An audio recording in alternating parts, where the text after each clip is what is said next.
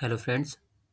तो आज हम बात करने वाले हैं जो हमारी नौसेना है, इंडियन नेवी। इंडियन नेवी ने अग्निवीर के अंतर्गत जो वैकेंसीज हैं वो उसका नोटिफिकेशन आउट किया है। ठीक है। तो जो वैकेंसीज हैं वो दो तरीके की वैकेंसीज हैं, एक है अग्निवीर एमआर की और एक है अग्निवीर एसएसआर की। तो इसके लिए आप जॉइन इंडियन नेवी की जो ऑफिशियल वेबसाइट है joinIndianNavy.gov.in, वहाँ आकर आप इसको देख सकते हैं। ठीक है। यहाँ इसका नोटिफिकेशन भी है, आप नोटिफिकेशन पे क्लिक करके आप इसका नोटिफिकेशन भी डाउनलोड कर सकते हैं। चलिए हम नोटिफिकेशन को देख लेते हैं। तो पहले ये नोटिफिकेशन है एक जो इंडियन नेवी के एमआर ग्रुप की जो वैकेंसी निकली है, मतलब जो 10th लेवल तक की है ना, उसके लिए ये नोटिफिकेशन है। और सेम जो निकला है वो है एक एसएसआर का, जो सीनियर सेकेंडरी रिक्रूटमेंट है, जो 10+2 के लेवल की है। इसमें वैसे तो कोई अंतर नहीं है नोटिफिकेशन में, मतलब जॉब प्रोफाइल में तो अंतर रहेगा, लेकिन नोटिफिकेशन में कोई अंतर नहीं है। नोटिफिकेशन दोनों का लगभग लगभग सेम ही है। बस फ़र्क इतना है कि जो एमआर वाली है इसमें 10th मांगा गया है, और जो एसएसआर वाली उसमें 10+2 मांगा गया है, उसके समकक्ष जो है वो मांगा गया है। ठीक है। तो हम इसमें से कोई भी एक नोटिफिकेशन को देख लेते हैं, बाकी सब कुछ दोनों का सेम रहेगा। तो आइए हम बात कर लेते हैं अब। तो सबसे पहले हम बात करते हैं पात्रता की। ठीक है। जो पात्रता है उसके लिए क्या शर्तें हैं। तो सबसे पहली शर्त ये है कि जो भी एप्लीकेंट है, पुरुष या महिला, वह अविवाहित होना चाहिए। ठीक है। और उसके बाद आपको बात आती है शैक्षिक योग्यता, यानी कि एजुकेशनल क्वालिफिकेशन। तो ये डिपेंड करता है आप एमआर के लिए अप्लाई कर रहे हैं फिर एसएसआर के लिए अप्लाई कर रहे हैं। यदि आप एमआर के लिए अप्लाई कर रहे हैं तो आपके लिए किसी भी बोर्ड से मान्यता प्राप्त से 10th जो है आपको पास होना चाहिए, या फिर आप जो 10th क्लास है उसको मतलब आपने एग्ज़ाम दे दिया हो, और अपीयरिंग में होना चाहिए कुल मिला के। तो वो भी इसके लिए अप्लाई कर सकते हैं। ठीक है। इसमें लिखा है कि जो उम्मीदवार 10वीं बोर्ड की परीक्षा में उपस्थित हुए हैं, परिणाम की घोषणा की प्रतीक्षा कर रहे हैं, वह भी आवेदन करने के पात्र हैं। ठीक है। बशर्ते अभी जो बाकी इसकी जो कंडीशंस हैं उसको भी वो कंप्लीट करते हों। लेकिन उन्होंने बोला है कि जब आपका जो द्वितीय चरण होगा, सेकंड स्टेप होगा ना भर्ती का, तो उस टाइम आपको अपना जो ओरिजिनल सर्टिफिकेट है वो दिखाना होगा। जो आपका इंटरनेट से जो मार्कशीट आती है ऑनलाइन डाउनलोड कर लेते हैं मार्कशीट वगैरह, या जो उसका रिजल्ट आता है, तो वो उसके लिए एप्लीकेबल नहीं होगा। तो आपके लिए 100% अपना ओरिजिनल सर्टिफिकेट ही आपको प्रोवाइड कराना है, अदरवाइज आपको आगे नहीं बिठाया जाएगा। तो नेक्स्ट बात कर लेते हैं हम अब एज की। तो एज जो है 1 नवंबर 2003 से 30 अप्रैल 2007 तक के जितने कैंडिडेट्स होंगे, मेल या फीमेल, वो लोग ही केवल इसके लिए अप्लाई कर सकते हैं। मतलब जिसकी डेट ऑफ बर्थ 1 नवंबर 2003 से लेकर 30 अप्रैल 2007 के बीच में है, बस वही लोग इसके लिए अप्लाई कर सकते हैं। वैवाहिक स्थिति उन्होंने पहले ही ये क्लियर कर दी है कि यहाँ आप अविवाहित होने चाहिए, मतलब आपकी शादी नहीं होनी चाहिए। अच्छा, अब नियम शर्तों की बात कर लेते हैं। सेवा की अवधि, तो सेवा की अवधि जैसे कि अग्निवीर की जो नई स्कीम निकाली गई थी गवर्नमेंट के द्वारा, तो उसके अकॉर्डिंग आपको 4 साल की जो सेवा अवधि रहती है आपकी, तो आपको 4 साल आपको नौकरी करनी है।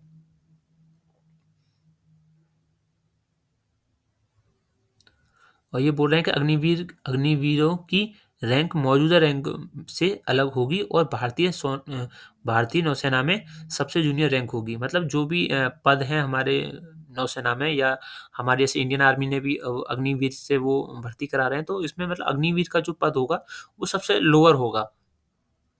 तो वही इन्होंने क्लियर किया है। और इसमें बोला है कि अग्निवीर को भारतीय नौसेना में 4 साल के कार्यकाल के दौरान शादी करने की अनुमति नहीं दी जाएगी। मतलब यदि आप 4 साल अग्निवीर में रहोगे, तो उस टाइम भी आप शादी नहीं करोगे। इसने साफ-साफ क्लियर किया है कि जब तक आपकी जो कार्यकाल है 4 साल का, जब तक कंप्लीट नहीं होगा, तब तक आप शादी नहीं कर सकते। यदि अग्निवीर कार्यकाल के दौरान शादी कर लेता है, या हस्ताक्षरित घोषणा पत्र देने के बावजूद पहले से ही शादीशुदा पाया जाता है, तो उसे सेवा से बर्खास्त कर दिया जाएगा। मतलब यदि यदि आप बोलते हैं कि मैं शादीशुदा नहीं हूँ, और आप एग्ज़ाम में अप्लाई करते हैं और एग्ज़ाम में सिलेक्ट हो जाते हैं, और या फिर आप सिलेक्ट होने के बाद सर्विस के ड्यूरिंग आप शादी कर लेते हो बिना बताए, और यदि पता चलता है तो आपको आपकी जो जॉब है उससे आपको फायर कर दिया जाएगा। ठीक है? तो अब नेक्स्ट आ जाते हैं सेवा की अवधि। तो सेवा की अवधि हम पहले ही क्लियर कर चुके थे, 4 साल की है, और जूनियर रैंक है। ठीक है, यही हम बात कर रहे थे। अच्छा, अब बात करते हैं लीव्स की ना, अवकाश। तो अवकाश के लिए आपको पूरे साल में 30 दिन की लीव रहेगी, ठीक है? मतलब 30 दिन आपके अवकाश के रहेंगे, वो आपको लेना है और जो इन्होंने रूलिंग बनाई होगी, रूल्स इनके रहे होंगे, तो उसके हिसाब से आप 30 दिन की यहाँ पर लीव ले सकते हैं। और इसके अतिरिक्त आप यदि सक्षम अधिकारी का जो रहेगा चिकित्सा के आधार पे, चिकित्सा अवकाश यानी मेडिकल कंडीशंस, अगर आपको कुछ प्रॉब्लम हो जाती है, तो उसके आधार पर डॉक्टर की ही, केवल डॉक्टर के सलाह के आधार पर ही आपको मेडिकल लीव्स मिल सकती है, ठीक है? अब बात कर लेते हैं वेतन और भत्ते की। तो वेतन भत्ते के लिए एक निश्चित वार्षिक वेतन वृद्धि के साथ रुपए 30,000 प्रति माह के पैकेज का भुगतान किया जाएगा। मतलब टोटल जो गवर्नमेंट ने आपके लिए पैकेज रखा है, वो 30,000 पर मंथ का है। उसमें आपको कोई डीए, टीए कोई भी इंसेंटिव वगैरह आपको कुछ नहीं मिलेगा। सिर्फ़ एक फिक्स्ड प्राइस है 30,000, तो वही आपके लिए पैकेज रहेगा, ठीक है? बाकी इसके अलावा जोखिम, कठिनाई, पोशाक और यात्रा भत्ते का भुगतान किया जाएगा। मतलब जो अलग से थोड़े बहुत फंड्स वगैरह होंगे, टीए वगैरह का, जो मतलब स्पेशली होगा, सिर्फ़ वही वाला सैलरी के साथ जो मिलता है टीए वो नहीं, जो स्पेशली रहता है वो टीए और ड्रेस वगैरह का आपको मिलेगा, ठीक है? रिस्क अलाउंस वगैरह वो आपको अलग से दिया जाएगा। उम, और फिर बात करते हैं सेवानिधि। तो सेवानिधि को दिखाया गया है कि अवधि पूर्व में वन टाइम सेवानिधि पैकेज दिया जाएगा। इसमें उनकी मासिक योगदान के साथ-साथ सरकार द्वारा, अच्छा, ये बोल रहे हैं कि जो आपकी सेवानिधि, जो आप 4 साल जॉब करोगे उसमें आपको क्या मिलेगा, ठीक है? तो अनुकूलित पैकेज मासिक जो आपकी 30,000 की पहले साल जो आपकी पहले साल जो आपकी सैलरी होगी वो 30,000 होगी, तो उसको आपको डिडक्शन के बाद मिलेगी इन हैंड आपको 21,000, ठीक है? 9,000 रुपए आपके कट जाएँगे। जो आपका अग्निवीर कोर्स फंड है, उसमें 30% जाएगा, बाकी का पूरा ही 100% जितना आप दोगे उसका 100% आपको गवर्नमेंट अपनी तरफ से देगी, ठीक है? तो आपकी दूसरी साल जो आपकी सैलरी हो जाएगी 33,000 हो जाएगी, उसका 70% आपको 23,100 रुपये इन हैंड हो जाएगा और 9,900 रुपये आपका कोर्स फंड में आपका हो जाएगा जमा, ठीक है? ऐसे ही तीसरे साल आपकी जो बेसिक हो जाएगी, मतलब इन हैंड सैलरी हो जाएगी, सॉरी, जो टोटल सैलरी हो जाएगी 36,500 हो जाएगी और इन हैंड हो जाएगी आपकी 25,550 रुपए, ठीक है? तो वे वहीं डिडक्शन आपका 10,950 रुपए का हो जाएगा और जो लास्ट ईयर होगा आपका चौथा साल, उसमें आपकी जो ग्रॉस सैलरी रहेगी वो 40,000 रहेगी और इन हैंड आपके हाथ में आएगी 28,000 रुपए, ठीक है? तो इसमें आपका हर महीने का 12,000 रुपए आपको 12,000 रुपए आपके फंड में जमा हो जाएगा। तो इस हिसाब से आपका जो फंड जमा होगा वो लगभग 5,02,000 रुपए आपका जमा हो जाएगा। यहीं सरकार भी आपके लिए 5,02,000 रुपए लगभग जमा करेगी। तो इस हिसाब से लगभग-लगभग आपकी जो टोटल फंड बनेगा वो आपको 10 लाख रुपए का मिलेगा। ठीक है? तो आप जब मतलब 4 साल की आपकी सर्विस पूरी हो जाएगी तो आपको 4 साल कंप्लीट करने के बाद आपको 10 लाख रुपए का ये फंड आपको मिल जाएगा। ठीक है?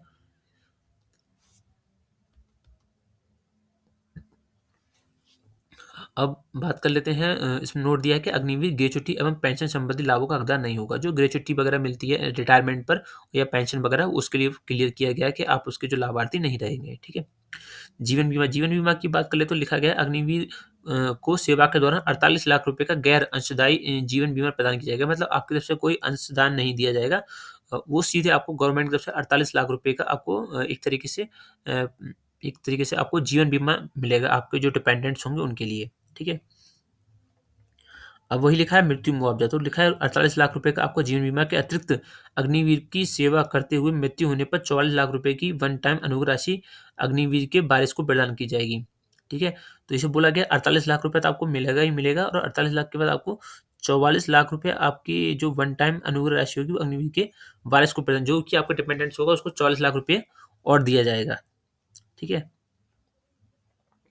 अब लिखा गया है इसमें आपको विकलांगता मुआवजा, यदि आपको किसी तरीके की कोई चोट लग जाती है या किसी तरीके की आपको डिसेबिलिटी आ जाती है, तो उसका परसेंटेज दिया गया है कि आपको 100%, 75% या 50%। इस तरीके से अगर आपको कोई भी डिसेबिलिटी बनती है, तो आपको उसके हिसाब से 44 लाख, 25 लाख, 15 लाख इस तरीके से आपको जो है एक तरीके से मुआवजा मिलेगा। ठीक है? तो वो भी दिखा गया है कि वन टाइम अनुग्रह रहेगा। और इसमें दिखाया गया है कि मृत्यु विकलांगता मुआवजे के बारे में अधिक जानकारी के लिए आप भारतीय नौसेना की आधिकारिक वेबसाइट पे इसको देख सकते हैं ना, जो उसका उन्होंने उसको डिटेल में मेंशन किया होगा कि जो आपको मुआवजा बनेगा वो किसके आधार पर बनेगा, क्या नियम शर्तें रहेंगी। ठीक है? अब ये बात कर रहे हैं कि नौसैनिक का रेगुलर कैडर के रूप में नामांकन, जो कि जैसे कि ये बताया गया था 4 साल का कॉन्ट्रैक्ट बेसिस जॉब है। तो आपको रेगुलर या कि परमानेंट होने के लिए आपको 4 साल की अवधि पूरी करनी होगी और 4 साल की पूरी अवधि होने के बाद संगठन की आवश्यकताओं के दौरान भारतीय नौसेना द्वारा स्थापित नीतियों के आधार पर अग्निवीरों की भारतीय नौसेना में स्थायी नामांकन के लिए आवेदन करने का अवसर प्रदान किया जाएगा। यानी कि जब आप 4 साल कंप्लीट हो जाएँगे तब परमानेंट के लिए आप अप्लाई कर सकते हो नेवी में, 4 साल कंप्लीट होने के बाद। और इन आवेदनों पर अग्निवीर को 4 साल की नियुक्ति अवधि के दौरान उनके प्रदर्शन के अनुसार पर आवेदनों का केंद्रीकृत तरीके से विचार किया जाएगा। मतलब उसको जो आपने 4 साल में नौकरी कैसे की, क्या आपका व्यवहार रहा, कैसी आपका जॉब का परफॉर्मेंस रही, उसके आधार पर आपका सिलेक्शन किया जाएगा, ठीक है? और ये पूरी तरीके से जो आपका नौसेना का जो विवेक होगा, उसके हिसाब से लिखा जाएगा ना, रेगुलर कमांड कैडर में नामांकन भारतीय नौसेना के विवेक पर होगा, ठीक है? ये केवल भारतीय सेना के ऊपर ही विवेक पर रहेगा कि आपको उनको लेना है या परमानेंट करना है या नहीं करना है, ठीक है? और जो जितना आपका बैच रहेगा, मानो जो अभी जो बैच की भर्ती होगी, उस बैच में जितने भी कैंडिडेट्स होंगे, उसके केवल 25% कैंडिडेट्स को ही रेगुलर किया जाएगा, ठीक है? बाकी 75 कैंडिडेट्स को जो फंड है आपका 10 लाख रुपए का, वो आपको हाथ में पकड़ा के आपको बाहर कर दिया जाएगा। बाकी बात कर लेते हैं ग्रेच्युटी पेंशन की, वो तो मैंने पहले ही कर दिया है क्लियर कि वो आप उसके हकदार नहीं होंगे और लिखा है स्वतः अनुरोध के सेवा छोड़ने की अनुमति अग्निवीर में पूर्ण पर सेवा छोड़ने की अनुमति नहीं होगी। इन्होंने बोला है कि ये आपका कॉन्ट्रैक्ट बेसिस है, ठीक है? एक तरीके से कॉन्ट्रैक्ट है आपका कि ये स्वतः अनुरोध से सेवा छोड़ने की अनुमति नहीं है, ठीक है? लेकिन बोल रहा है हालाँकि यहाँ कुछ अपवादात्मक मामलों में इस योजना के तहत नामांकित अग्निवीरों को सक्षम प्राधिकारी द्वारा दिए गए स्वीकृत किए जाने पर सेवा से बाहर की मतलब आपको कोई रेयर केस दिखाना होगा या फिर कोई ऐसी इमरजेंसी दिखानी होगी जिसके लिए आपको छोड़ना बहुत ज़रूरी है, तभी और जो आपका सक्षम अधिकारी होगा, जो आपसे अपर हायर अथॉरिटी रहेगी, तो वही उसकी जब उसको लगेगा कि हाँ, इसको छोड़ना जाना ज़रूरी है, तभी वो आपको बाहर जाने के लिए सेवा छोड़ने के लिए कहेंगे, अन्यथा आप ये सेवा नहीं छोड़ सकते, ठीक है? अच्छा लिखा है कि एक्स सर्विसमैन कोटा जो रहता है भूतपूर्व सैनिक दर्जा, तो अग्निवीर भूतपूर्व सैनिक दर्जा वो मतलब आपको एक्स सर्विसमैन का कोटा नहीं मिलेगा, ठीक है?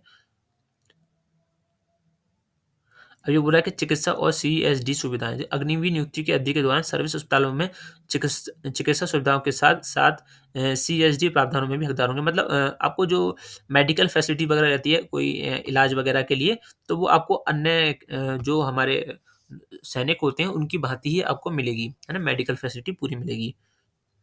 और ये बोल रहे हैं कि भर्ती प्रक्रिया क्या है, तो भर्ती प्रक्रिया के लिए आपको 2 स्टेप होंगे। पहला चरण होगा शॉर्ट लिस्टिंग और उसके लिए प्रवेश परीक्षा होगी और सेकंड स्टेप होगा आपका जो फिजिकल होता है एफिशिएंसी टेस्ट है शारीरिक दक्षता परीक्षा और लिखित परीक्षा तथा भर्ती चिकित्सा परीक्षा। अच्छा जो फर्स्ट स्टेप होगा वो कंप्यूटर पर होगा, सीबीटी इसको बोलते हैं कंप्यूटर बेस्ड टेस्ट। तो शॉर्ट लिस्टिंग होगी जो आपके नौसेना प्रवेश परीक्षा आपको एंट्रेंस एग्जाम होगा। एंट्रेंस एग्जाम के आधार पर जो आपकी मेरिट बनेगी उस मेरिट के हिसाब से आपको शॉर्ट लिस्ट किया जाएगा, ठीक है? कट ऑफ अंक एक राज्य से दूसरे राज्य में भिन्न हो सकता है। मतलब जो आप जिस राज्य से अप्लाई करोगे तो उस राज्य के हिसाब से अलग अलग कट ऑफ आपकी बन सकती है, ठीक है? तो कंप्यूटर आधारित आपका परीक्षा रहेगी। तो इसमें कोई 50 क्वेश्चन होंगे और हर क्वेश्चन का 1 अंक होगा, ठीक है? क्वेश्चन जो है दोनों भाषाओं में होगा, बाइलिंगुअल हिंदी और इंग्लिश। और जो आपके क्वेश्चन होंगे वो वस्तुनिष्ठ मतलब वैकल्पिक होंगे, ऑप्शनल टाइप के। प्रश्न पत्र में 2 खंड होंगे अर्थात विज्ञान, गणित और सामान्य जागरूकता। मतलब विज्ञान 2 उसके खंड होंगे। एक पार्ट होगा विज्ञान, गणित इसमें मिक्स होगी और दूसरा होगा सामान्य जागरूकता जो जनरल अवेयरनेस होगी ना। मतलब 25% में आपका जनरल अवेयरनेस और 25% में आपका मैथ और साइंस हो जाएगा।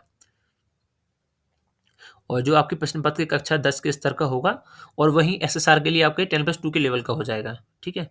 तो इतना ही अंतर रहेगा इसमें। अच्छा, अब बात कर लेते हैं हम। अच्छा ये नेगेटिव मार्किंग के लिए आपको 1/4 की नेगेटिव मार्किंग रहेगी, ठीक है? अच्छा परीक्षा जो शुल्क रहेगा, परीक्षा शुल्क ₹550 है और उस पर आपको 18% जीएसटी भी देनी है, ठीक है? तो पाँच 550 और प्लस 18% जीएसटी के साथ आपको पेमेंट करना है, ठीक है? तो पेमेंट के लिए थोड़ा ठीक से पेमेंट कर लें, देख लें इसको लिखा गया है कि वापस वगैरह नहीं होगा अगर आपका 1 से ज़्यादा बार अगर आप पेमेंट करते हैं तो। अब बात करते हैं सेकंड स्टेप की, इसमें आपका है फिजिकल एफिशिएंसी टेस्ट है ना? तो इसके लिए दिया गया है शारीरिक मापदंड वगैरह दिया गया है। तो शारीरिक मापदंड के हिसाब से जो पुरुष और महिलाएँ हैं उनके लिए एक 1.6 किलोमीटर की दौड़ है, उठक-बैठक है, पुशअप्स है और सिटअप घुटने मोड़कर है, ठीक है? तो इसमें दिया गया है कि पुरुषों के लिए 6 मिनट 30 सेकंड है, महिलाओं के लिए 8 मिनट में है और पुरुषों के लिए 20 उठक-बैठक है, तो महिलाओं के लिए 15 है और पुशअप्स पुरुषों के लिए 15 हैं, तो महिलाओं के लिए 10 हैं और वही सिटअप पुरुषों के लिए 15 हैं, तो महिलाओं के लिए 10 हैं। ठीक है? सलाह, खेल, तैराकी और पाठ्येतर गतिविधियों में प्रवीणता वांछनीय है। ठीक है?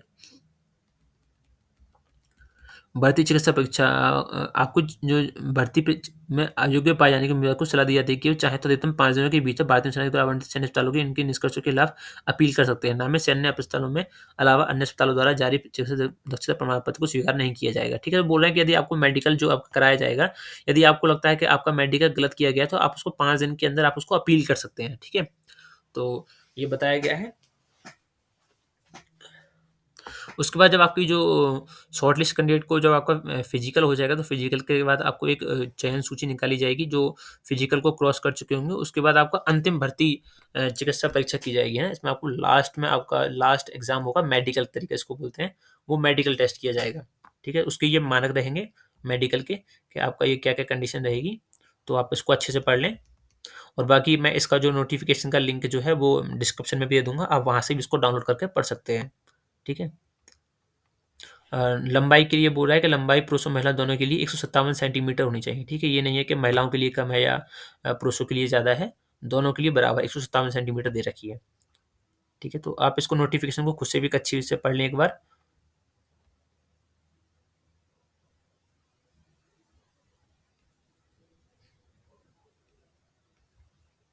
बाकी सामान्य दे रखा है कि आपको फॉर्म कैसे-कैसे भरना है, क्या-क्या फॉर्म भरने के लिए क्या-क्या दस्तावेज़ वगैरह का आप इस्तेमाल करने हैं, तो आप इसको अच्छे से पढ़ लीजिए। आप अपना जो नोटिफ़िकेशन रहेगा और बाकी इसमें डिस्कस करने के लिए और कुछ ख़ास है नहीं। बाकी दे रखा है कि फ़ोटोग्राफ कैसा होना चाहिए। आवश्यक सूचना दे रखी है कि आपको ऑनलाइन मतलब जो आवेदन भरेंगे उस समय आपको क्या-क्या सावधानी बरतनी है, क्या-क्या आपको करना है, क्या नहीं करना है, वो आपको उसमें बताया गया है, ठीक है? तो यही इसका नोटिफ़िकेशन है और तो बाकी अगर आपको कुछ और जानकारी लेनी हो तो आप उसके लिए कमेंट कर सकते हैं, ठीक है? तो वीडियो देखने के लिए आपका बहुत-बहुत धन्यवाद।